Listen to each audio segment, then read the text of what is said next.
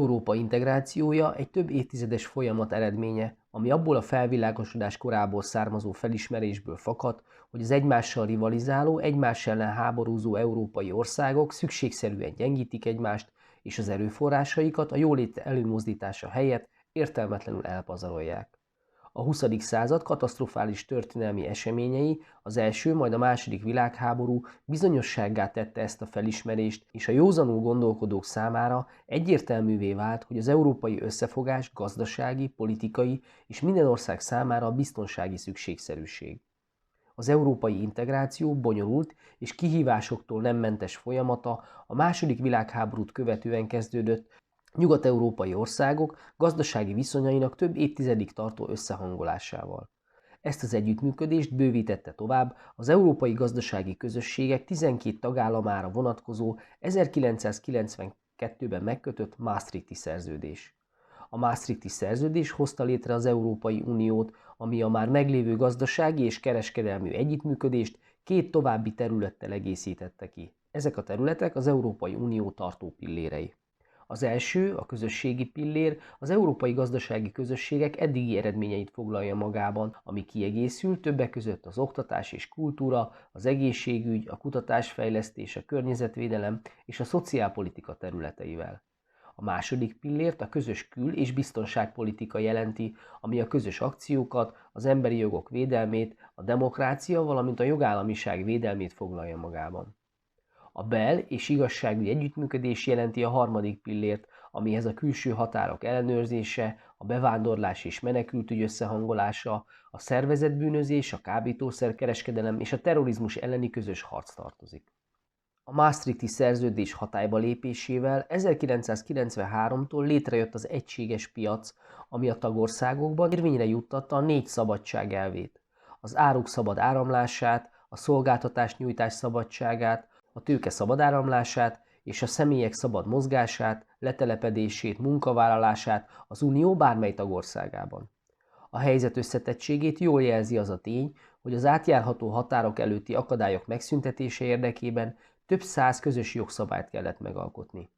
1985-ben Belgium, Hollandia, Luxemburg, Franciaország és a Német Szövetségi Köztársaság aláírta a schengeni megállapodást, ami a közös határaikon gyakorolt ellenőrzés fokozatos megszüntetéséről szólt. A megállapodás végül teljes mértékben 1995-ben lépett hatályba az 5 alapító, valamint Spanyolország és Portugália részvételével. Később más államok is csatlakoztak a schengeni övezethez, ezek között vannak nem EU-s államok is, így jelenleg összesen 27 ország tartozik hozzá. Az övezet tagországai között eltörölték a rendszeres határellenőrzéseket, így az emberek szabadon, ellenőrzés nélkül utazhatnak egyik országból a másikba. A Maastrichti szerződésben döntöttek a pénzügyi egység, vagyis a közös valuta, az euró megteremtéséről is. A közös pénz használatának előnyei, hogy megkönnyíti és biztonságosabbá teszi a vállalatok kereskedelmét, összehasonlíthatóvá teszi az árakat és nagyobb árstabilitást biztosít.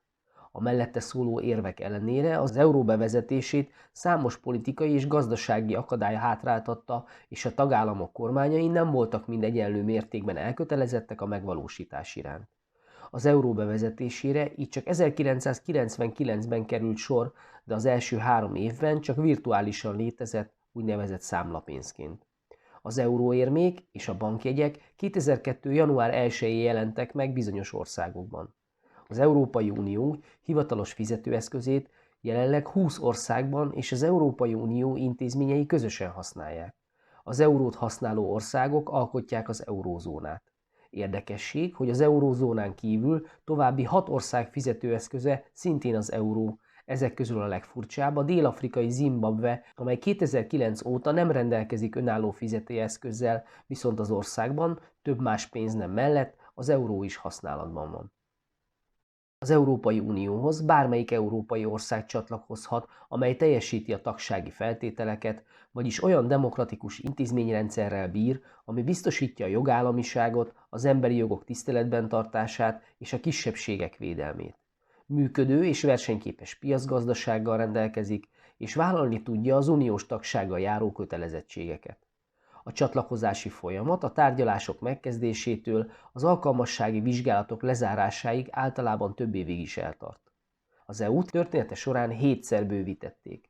1995-ben Ausztria, Finnország és Svédország, 2004-ben 10 új ország, Ciprus, a Cseh Köztársaság, Észtország, Lengyelország, Lettország, Litvánia, Magyarország, Málta, Szlovákia és Szlovénia, 2007-ben Bulgária és Románia, legutóbb pedig 2013-ban Horvátország csatlakozott.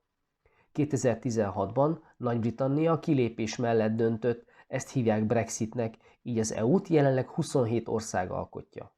Jelenleg 9 olyan ország van, többségében balkáni államok, ami megkapta a tagjelölt státuszt. A tagjelölt országok kormányainak feladata, hogy a nemzeti jogszabályaikat úgy alakítsák át, hogy igazodjanak az uniós szabályokhoz, rendeletekhez és normákhoz.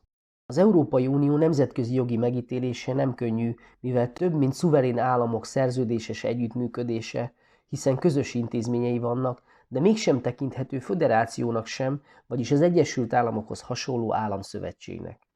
Az EU-t szerződések hozták létre, amelyek kötelező erejű megállapodások, meghatározzák az uniós célkitűzéseket, az uniós intézményekre vonatkozó szabályokat, a döntéshozatal módját és az EU és a tagállamok közötti viszonyt.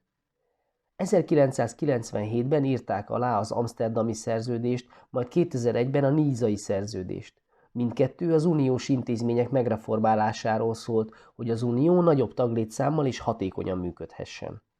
2007-ben fogadták el a Lisszaboni Szerződést, ami az EU-t demokratikusabbá és hatékonyabbá tette, továbbá biztosította azt, hogy a szervezet képes legyen jobban, egységesebben fellépve kezelni a globális problémákat.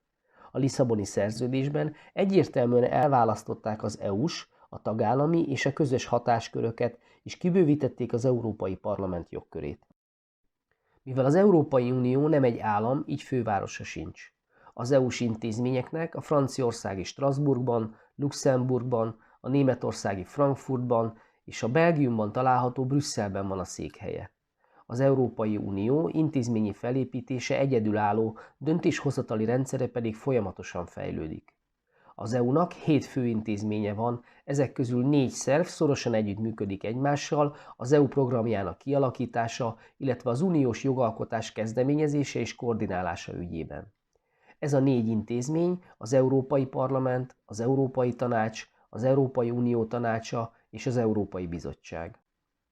Főszabály szerint a bizottság terjeszt elő új törvényjavaslatokat, amelyeket a Parlament és az Európai Unió Tanácsa fogad el.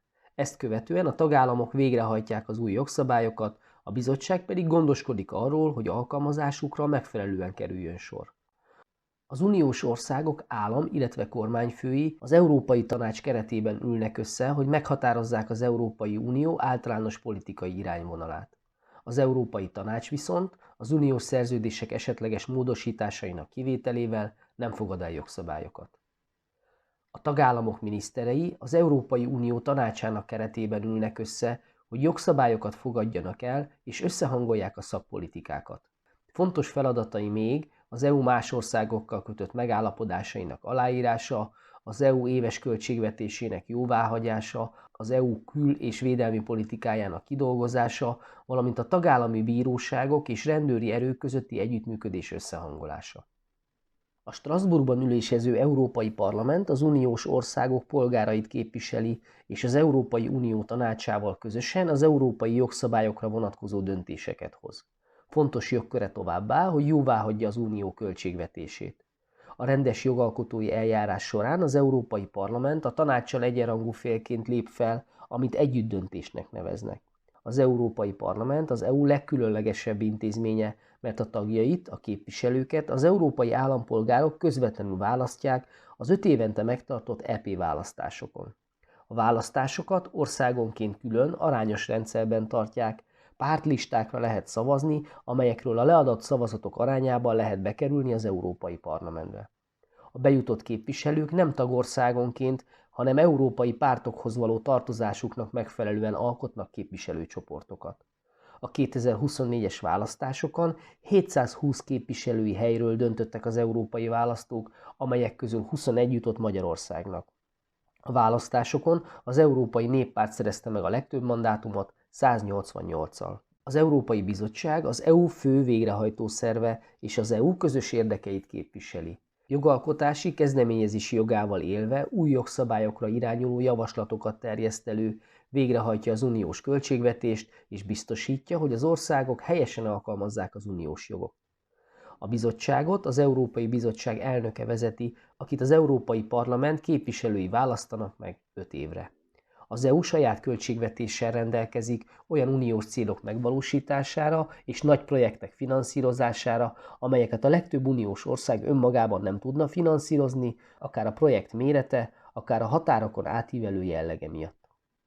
A 4 fő uniós intézmény az EU jogalkotási és végrehajtási feladatait látja el, amit további 3 központi uniós intézmény munkája egészít ki.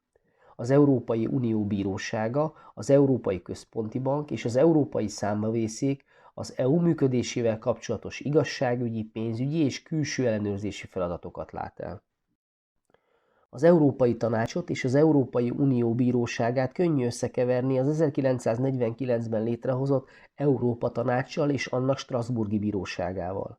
Az előbbi kettőt az Európai Unió hozta létre, és ezért hatásköre az uniós tagállamokra korlátozódik, az utóbbiak illetékessége viszont egy másik nemzetközi szervezet alapdokumentát elfogadó 47 európai országra terjed ki, amik között természetesen az Európai Unió 27 tagországa is megtalálható. Az EU kiterjedése 4 millió négyzetkilométer, 448 millió lakosa a világ népességének 5,6%-át teszi ki. Az EU gazdag kultúrával és nyelvi sokszínűséggel rendelkezik, ezért támogatja a többnyelvűséget, és emiatt 24 hivatalos nyelve van. Az Európai Unió nem csak egy politikai-gazdasági társulás, hanem egy értékválasztás és életközösség is. Az emberi szabadságjogok és a demokratikus elvek tiszteletben tartására, valamint a nemzetek közötti szolidaritásra épül. Remélem érthető volt és segített ez az összefoglaló. Ne feledd, a podcast leírásában próbára teheted a tudásodat is ezzel a témával kapcsolatban. A linkre kattintva megjelenő űrlapon az összes eddigi, ehhez a témához tartozó, egyszerű választ igénylő érettségi feladatot meg tudod oldani, és a végén a jó megoldásokat is megnézheted. Ha tetszett a podcast, akkor iratkozz fel a csatornára, ha támogatásoddal segítenéd a munkámat, akkor a leírásban megtalálod hozzá részleteket. Jó munkát, sok sikert!